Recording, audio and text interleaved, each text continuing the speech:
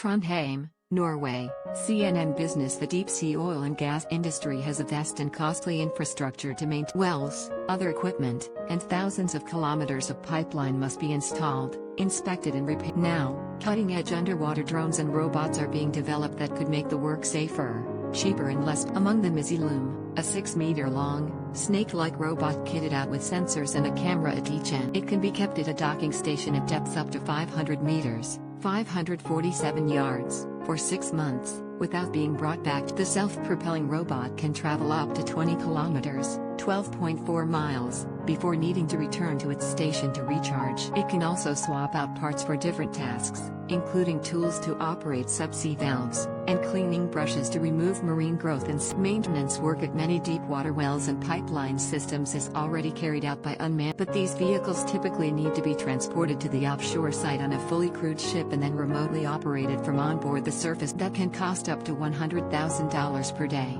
according to Pal Liljak, Chief Technology Officer with the Illum Subsea Intervention, which developed the robot. Read more. Based in Trondheim, Norway. The company was spun off from the Norwegian University of Science, and Liljak says that by enabling the robot to become a subsea resident living in a docking station, it can be mobilized at any time to do inspections and intervention tasks, and thereby reducing the need for costly surface vessels. Illum can work autonomously on tasks assigned from a control room on shore, and send back its snake-like design allows it to work in confined spaces and wriggle its body to stay in place in strong currents. By docking under the sea, it can be deployed whatever the conditions on the surface of. Illum's modular design means various parts can be swapped out. The global underwater robotics market is expected to be worth around $7 billion in 2025, according to analysts, and other companies are in the process of commercializing novel deep-sea drone and robot technology. Saipem, Sapmi, an Italian oilfield services company, has created the Hydrone R underwater drone,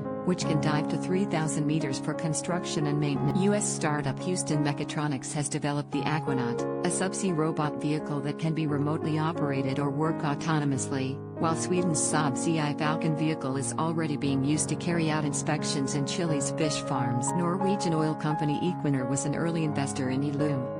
It will reduce our costs by using a cheaper method to do maintenance. Instead of our employees working in dangerous conditions offshore, we can put them in an onshore control room, Paladal Solheimsens, lead engineer with Equinor, tells CNN. The oil and gas industries are major contributors to climate change, and deep water exploration can damage the marine environment. But Illum says Illum can have environmental benefits.